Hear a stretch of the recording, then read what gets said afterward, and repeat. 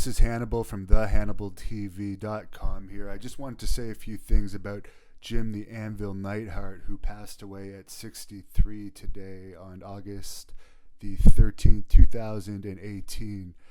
I'm pretty familiar with Jim. He worked for Great North Wrestling a few times, and he also was around a lot when I was training in the dungeon in the early 2000s, and he would occasionally appear on events that I was on. And he was always a really nice guy. I remember one piece of advice he gave me when I was about 18. He was taking some type of medication from his bag before he was going out to wrestle, and it was just him and I in the dressing room. It was like a hockey dressing room, and I asked him if it was a painkiller, and he looked at me and he said, "Let me give you a piece of advice, kid. We're independent contractors. Our business is our own business. Never ask another wrestler about anything in their bags." And he didn't say it in a mean way. He actually explained it in a fairly friendly way.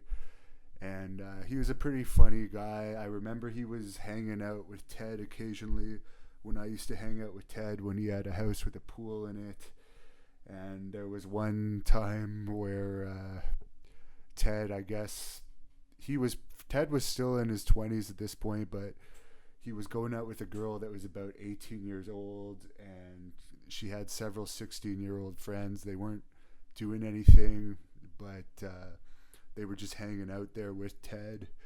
And Jim Neidhart was also there, and I remember one of the girl's parents had called the police, and I remember, because they didn't want that particular girl there, and I remember Jim just being like, "Why the hell did Ted call me over here?"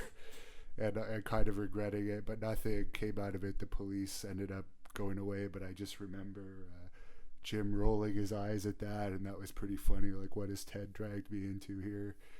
And Ted actually ended up going out with the 18-year-old girl for a while.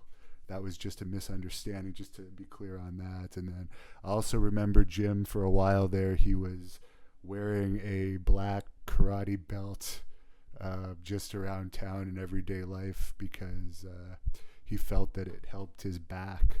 So it was just funny to see him walking around with a karate belt on. And he was a hard worker.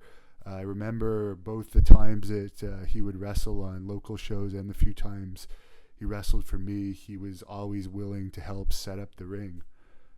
Being a veteran that he is, a lot of veterans wouldn't even think of doing that, and there's a lot of young wrestlers that never want to help set up the ring. So I thought that was always impressive, that he was always right there if he arrived when the ring was being set up to want to continue setting up the ring. His wife Ellie was always around Calgary at that point too. She's very nice. I send my sincere condolences to her and Natty and TJ and Harry and all of the Hart family. He was a really great guy, and I have a lot of positive memories of him.